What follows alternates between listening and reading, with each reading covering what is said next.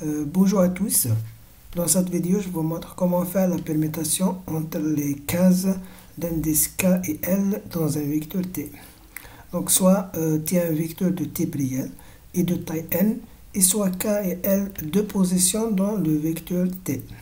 Donc, on vous demande d'écrire un algorithme ou bien un programme Pascal qui permet de permettre entre les deux éléments du vecteur T d'indice K et L.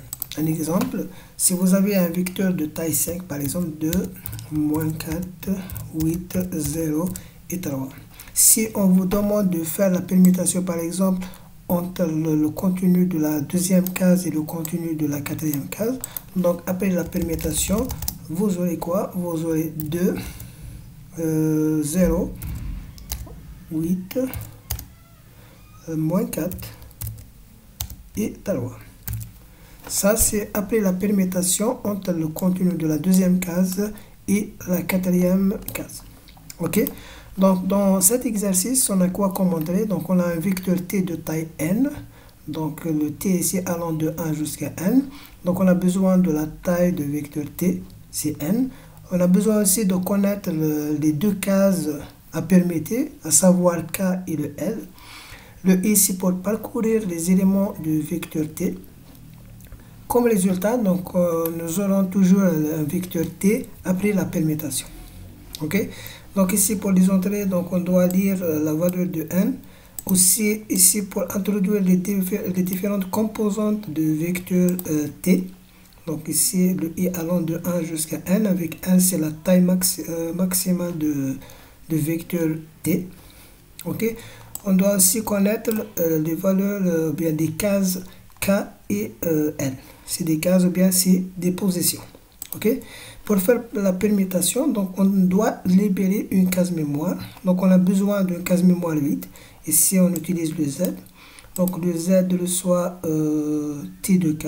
T de K, une fois le T de K est vide, donc le T de K reçoit la valeur T de L. Et c'est T de K, donc c'est T de 2. Par exemple, T de 2 reçoit T de 4. Après T de 4 reçoit le contenu stocké dans la case mémoire Z. Ça, concernant la partie du traitement, pour les sortir, donc une fois on a fait la permutation, donc on affiche à nouveau le vecteur T allant de 1 jusqu'à n. Ici, ça c'est pour limiter le nombre de chiffres après la virgule. C'est deux chiffres après la virgule avec un espace de 8. OK? On passe maintenant à la programmation. Donc on a quoi? On a besoin de quoi? Donc on commence toujours le programme. Le nom de programme, par exemple, permutation. Dans la partie de déclaration, donc on doit déclarer nos variables. Par exemple, ici, on a besoin de i pour parcourir les éléments du vecteur T. On a besoin de n, c'est la taille maximale du vecteur. On a besoin aussi de k. On a besoin aussi de L. Ça, c'est les deux positions à permettre. OK? Le type de ces variables, c'est des entiers, donc intégrales. Z, c'est la case mémoire vide pour faire la permutation. Donc, le type de cette case mémoire, donc c'est un réel. OK? Il y a aussi le vecteur T. Donc on doit respecter la syntaxe de déclaration d'un vecteur. Donc ici le T de point array qui veut dire vecteur bien tableau. Donc ici la taille, donc de 1 jusqu'à la taille maximale, par exemple 100. Le type de ces composantes, c'est des réels, donc of réel. Très bien. Begin. OK, on commence par les entrées. Donc ça c'est un message entrée.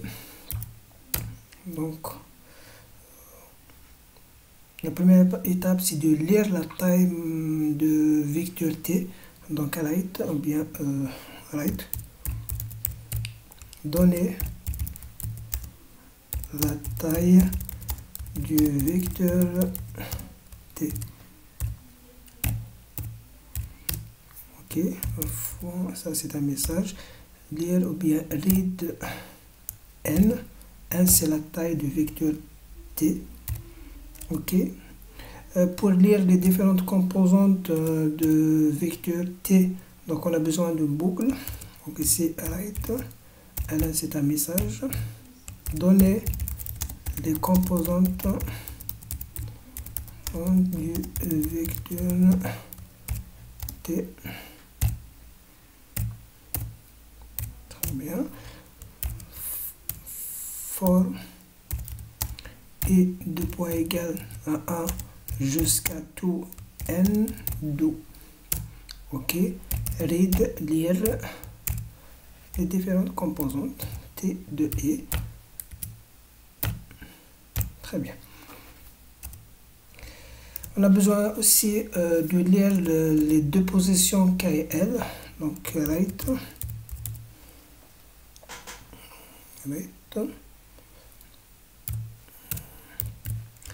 Donner deux indices K et L entre A et N. Donc les deux cases ou bien les deux positions doivent être entre A et N. Donc A c'est la première case, de N c'est la taille maximale de vecteur T. Ok. Point virgule, donc faut lire les deux indices. Read K virgule L. Ça concernant la partie des entrées. On passe maintenant à la partie de traitement. Donc ici c'est traitement. Très bien. Donc Z de poids égale T de K ou bien T de N. T de K.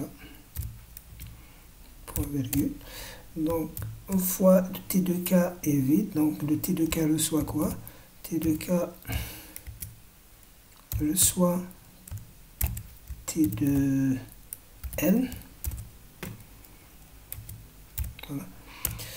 Donc une fois on a vidé le contenu de T de L, de la position L, donc T de L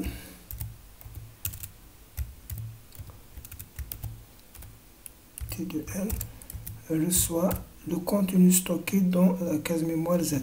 Donc reçoit Z.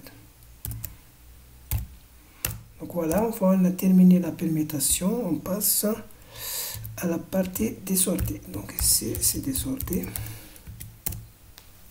Donc on veut quoi? On va afficher le vecteur T après la permutation. Donc write N. Ok. Le vecteur T, ok, après la permutation. Ok, ça c'est un message. Ok, donc pour afficher un vecteur, on a besoin d'une boucle for et de poids égal à 1 to n do. Write c'est pour l'affichage. Ok, write quoi? T de E. Donc les composantes de T de E c'est des réels. Donc si je veux par exemple limiter le nombre de chiffres après la virgule avec un espace de 2 ou bien de 6 ou bien de 8, donc je peux mettre ici 8 2. 2.2. Et si le 8 c'est les espaces entre les composantes, le 2 c'est deux chiffres après la virgule. Très bien.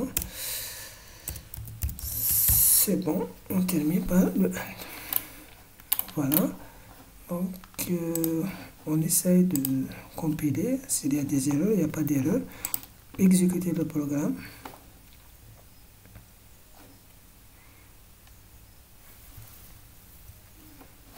Très bien. Donc ici, donner la taille, par exemple la taille 5. Entrée.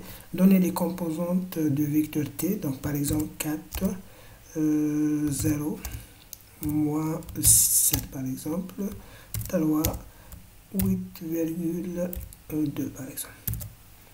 Ok, très bien. Donner des indices K et L entre 1 et n. Donc par exemple, je veux permettre entre par exemple 4 et talwa. Donc 4, sa position c'est 1, le talwa, sa position c'est 4. Ok, donc le vecteur T après la permutation, donc ici le talwa c'est en première position, le 0 c'est la deuxième, moins 7, 4 parce qu'on a permuté le 4 et le talwa, et le dernier chiffre c'est 8,20, il est là. Voilà, donc je vous remercie pour votre attention et je vous donne rendez-vous dans la prochaine vidéo.